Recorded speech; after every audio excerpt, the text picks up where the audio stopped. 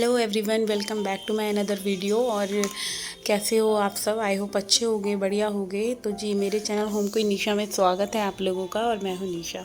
तो जी, आज का व्लॉग स्टार्ट हो रहा है मॉर्निंग। सुबह 7:30 हो रहे थे और बच्चों के टिफ़िन में मैंने बना दिया था आज सीताफल की सब्ज़ी और प्लेन पराठे बनाए थे, क्योंकि रोज़ाना ही कुछ ना कुछ बच्चों को नया चाहिए। तो कुछ और पता है क्या होता है, जब मैं एडिटिंग करती हूँ तो सबको कुछ ना कुछ चाहिए होता है, और एकदम पीछे से साउंड आता है ना, फिर बड़ी खुंदक आती है। मेरे को एडिटिंग करने बहुत ज़्यादा भारी कर देते हैं सारे के सारे।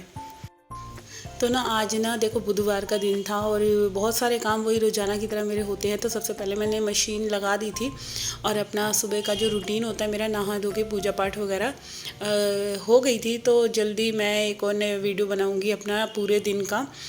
और यहाँ पे ये मेरे कपड़े जो हैं देख ही सकते हैं, 2 लौट के थे वो धुल चुके हैं और इनको भी मैं डाल दूँगी। तो जैसा कि आप मौसम देख रहे हैं ना, ना तो ये सर्दी का लग रहा है ना गर्मी का लग रहा है, और रात भर मतलब आंधी तूफान से आए हैं, और सुबह के टाइम तो थोड़ी सी ना बारिश भी हो रही थी यहाँ दिल्ली में।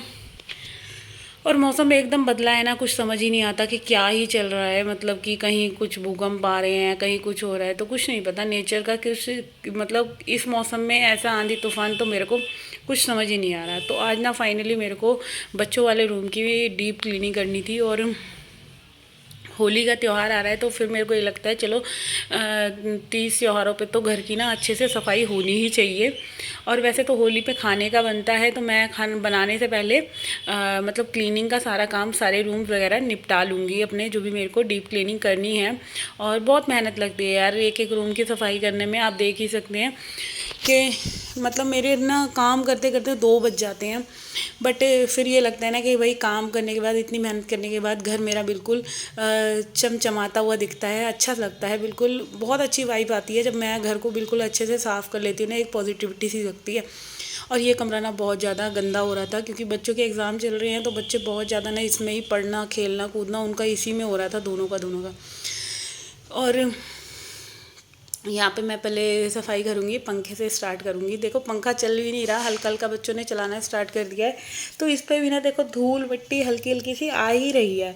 तो जैसे कि जब हम क्लीनिंग करते हैं ना, तो मैं स्टार्टिंग ऊपर से करती हूँ, तो क्योंकि पहले जो डस्ट वगैरह झड़े तो नीचे बेडशीट पर झड़ जाएगी, तो फिर ये बेडशीट तो मेरे को वैसे भी चेंज ही करनी है आज।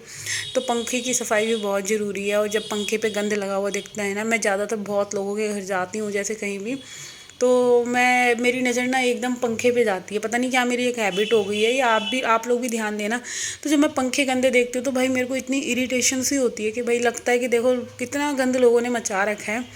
और आप चाहें तो झाड़ू ही मार लो ना खाली, तो उससे भी पंखे साफ़ दिखते हैं। तो यहाँ पे मैंने एक पोछा ले लिया था गीला, मतलब ज़्यादा गीला नहीं था, बिल्कुल ड्राई करा हुआ था, और फिर उसको मार दिया था। तो आज ये अलमीरा पे मैंने ये एक कपड़ा बिछा रखा है, नेट बिछा रखी है, इसको भी मैं धो दूँगी, क्योंकि इस वाले रूम में बहुत ज़्यादा मेरे मिट्टी आती है।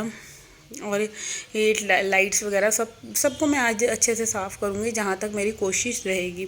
और देखो क्या होता है कि सफाई तो रोज़ाना होती है, ऐसे नहीं होता, और 1 महीने में कम से कम तो एक बार ऐसी क्लीनिंग होनी भी चाहिए। तो पर्दे मैं ना अभी नहीं धो रही, पर्दे मैं धोऊंगी 10-15 दिन बाद, क्योंकि जब एसी और कूलर चलने लगेंगे ना, तब मैं पर्दे धोऊंगी। तो आज तो मैं सिर्फ दीवारों की और ये पूरे पैनल की सफाई करूँगी। तो ये सारे टेडीज़ वगैरह सबको मैं धोऊंगी, और इन पर भी धूल मिट्टी ना चढ़ी गई थी। और फिर वो मेरे को वही लगता है ना, जब मेरे को थोड़े गंदे गंदे दिखने लग जाते तो मेरा फिर मन करता है कि नहीं भाई तू धो ले इनको, और जब तक धोएगी नहीं तो फिर वही है, मेरे को तसल्ली बिल्कुल नहीं होती। तो यहाँ पे ना मैंने एक साफ़ कॉटन का कपड़ा लिया है, तो पहले मैं सारी ये देखिए खिड़की वगैरह इसको साफ़ करूँगी, क्योंकि इस खिड़की पे भी ना वैसे तो ये बंद रहती है, और इतने के बाद भी ना इसमें सनों में से ना थोड़ी थोड़ी धूल मिट्टी आती ही रहती है, हम जितना मर्जी भी कोशिश कर लें। तो भाई इतनी मतलब इतनी मेहनत करने के बाद भी अगर मेरा कमरा, बच्चों का रूम साफ़ नहीं हुआ ना, तो फिर मेरे को बड़ा दुख लगता है। तो बस वही मेरे को लगता है चलो थोड़ी सी मेहनत लगेगी, मैं आज और काम थोड़े से हल्के कर लूँगी। बट और काम कुछ हल्के नहीं होने। सोच रही थी कि खाना ना बनाऊँ, फिर मेरे को लगा नहीं यार बना ही लेती हूँ। पहले मैं सोच रही थी बाहर से मंगवा लेंगे, फिर मेरे को लगा यार बाहर का खाना ऐसे ही रहेगा, चल तू घर में ही बना ले। फिर मैंने दाल बनाई है, सांभर वाली दाल बनाई है, सांभर चावल बनाऊँगी। तो वो मेरी दाल बन गई थी उधर, और फिर मैं आ गई थी यहाँ किचन से लेके मैं इधर आ गई थी किचन में से, क्योंकि पहले मैंने ना किचन का काम ख़त्म करके आई हूँ, क्योंकि जब मैं इधर लग जाती हूँ ना रूम वगैरह की क्लीनिंग में, तो फिर मेरा ना किचन का खाने वाना बनाने का मन बिल्कुल नहीं करता, क्योंकि जब हम एक एक चीज़ उठा उठा के साफ़ करते हैं ना, तो थकान देखो हो ही जाती है थोड़ी बहुत, आप जितना मर्जी भी एक्टिव रहो चाहे कुछ भी है। और यहाँ पे अब मैं देखिए पूरा पैनल की डस्टिंग वगैरह सारी कर लूँगी। देखो थोड़ी सी मेहनत करने के बाद बिल्कुल घर ना शीशे की तरह चमकने लग जाता है। मैंने कल के वीडियो में भी बताया था कि आप जो हो, हम बाहर महंगे से महंगे होटल वगैरह में क्या देखने जाते हैं, हम यही देखने जाते हैं ना कि भाई बहुत साफ़ सुथरा है, तो हम उतने पैसे पे करने को भी तैयार हो जाते हैं कि भाई अच्छा रूम चाहिए, लग्जरी रूम चाहिए। और अगर हमें लग्जरी रूम, अगर हम घर को ही अपना लग्जरी बना लें, कोशिश ये करें कि अच्छी साफ़ सफाई रखें। कोई ज़रूरी नहीं है भाई कि बहुत कॉस्टली फर्नीचर हो या अच्छा महंगा कुछ, कोई भी चीज़ ले लो, तो मतलब छोटी छोटी चीज़ों में भी हम अपने घर को लग्जरी चीज़ें बना सकते हैं। ये तो सब माइंड के खेल हैं कि बस कि पैसा ही ज़्यादा चाहिए हर चीज़ों के लिए। तो छोटी छोटी चीज़ें हैं कि हम अपने छोटे से घर को भी, या बड़ा भी घर हो, जैसा भी घर हो, उसको साफ़ सुथरा रखेंगे तो देखो एक अपने आप में ही बहुत खूबसूरत लगता है। और देखो हम हाउस वाइफ का फिर काम भी क्या है, हम घर को ही क्लीन करेंगे नहीं करेंगे और सब चीज़ों को हम अच्छे से अरेंज करके नहीं रखेंगे, तो हम हाउस वाइफ फिर क्या ही करेंगे। हमारी यही ड्यूटी है, हमें कोई जॉब पे नहीं जाना, कहीं नहीं जाना। और एक घर को संभालना, मेंटेन करना बहुत मुश्किल है अकेले, बट करना पड़ता है। अगर नहीं करेंगे, रोज़ आलस करके यही सोच जाऊँगी छोड़ना कल कर लेंगे, परसों कर लेंगे, तो कल का काम परसों, परसों का काम कर लें, और फिर वो क्या होता है कि मतलब काम हमारा इतना इकट्ठा हो जाता है ना, बोझ बनने लग जाता है। फिर हमें करने में ये लगता है भाई ये कमरा बहुत ज़्यादा गंदा है। अगर हम बीच बीच में ऐसे मंथली या वीकली हम क्लीनिंग करते रहें ना, तो घर भी गंदा नहीं होएगा और बिल्कुल साफ़ सुथरा दिखेगा, और अपने आप को भी अच्छा लगता है कि देखो कोई भी आ जाता है तो हमें देखो कोई टेंशन नहीं होती कि हमारा घर कहीं गंदा है, जी कोई आने वाला है तो हम लगे हैं फिर बिल्कुल क्लीनिंग करने में। तो मेरी कोशिश यही रहती है कि महीने में 15 दिन में एक बार ऐसे सफाई करनी कर दूँ। तो यहाँ पे ये देखिए मैं ना थोड़ा सा मैट वगैरह को देख रही थी कुछ फट रहा है या नहीं, और अब की बार ना मैं 2-4 जगह के ना ये जो मैंने प्लास्टिक बिछा रखी है ना, मैं इसको भी थोड़ा चेंज करूँगी, क्योंकि मैंने इसीलिए बिछा रखी है। यहाँ पे वैसे कोई ज़रूरत नहीं है, बट क्या होता है ना, बच्चों का रूम है, बच्चे, ये शीशा है यहाँ पे इसके नीचे, तो बच्चे कुछ फेंक के ना मार दे, कुछ ना मार दे, तो वो शीशा टूट ना जाए, और इसी की सेफ्टी की वजह से मैं यहाँ पे ये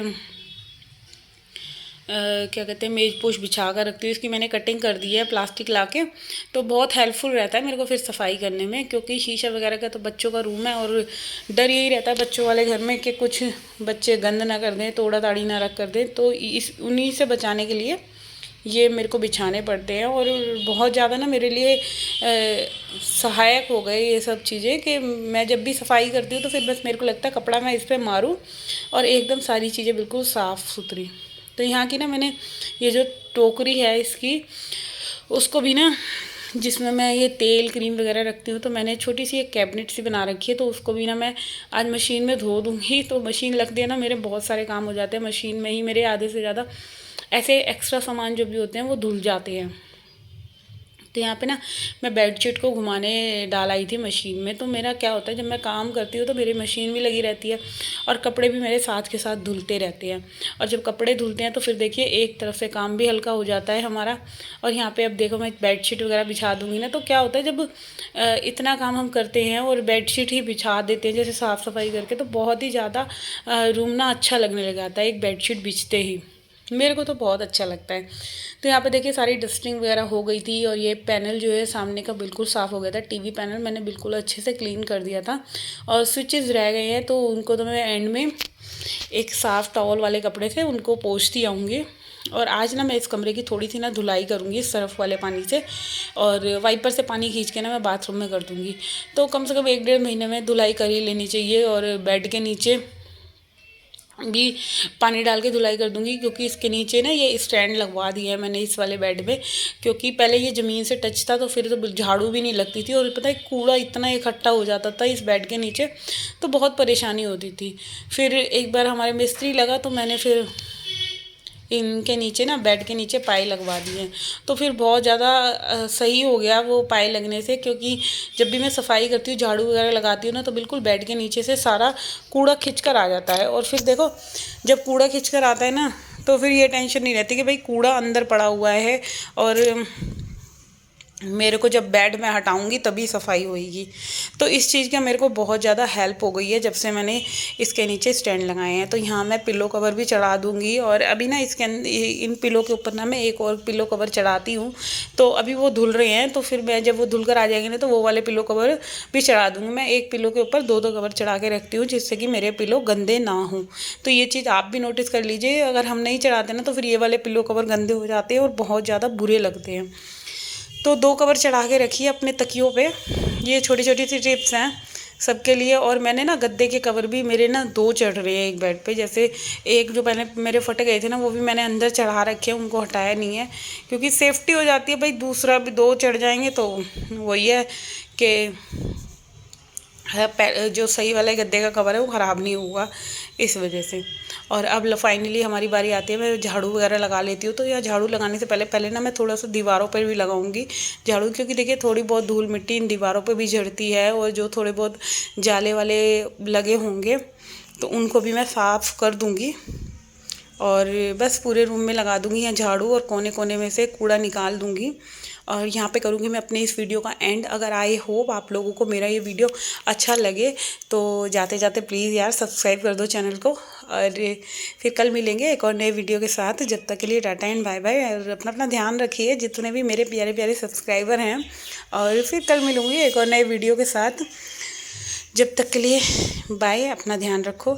और यहाँ इसकी सफाई करने के बाद फिर मैंने अभी बैल्कनी साफ़ करनी है। और खाना तो मेरा खैर रेडी हो गया है, दाल बना दी है, चावल बनाने रह गए हैं, और सीताफल की सब्ज़ी बनाई है जो मैंने दिखाया ही है आप लोगों को। तो बस यहाँ झाड़ू लग गई है और बार बार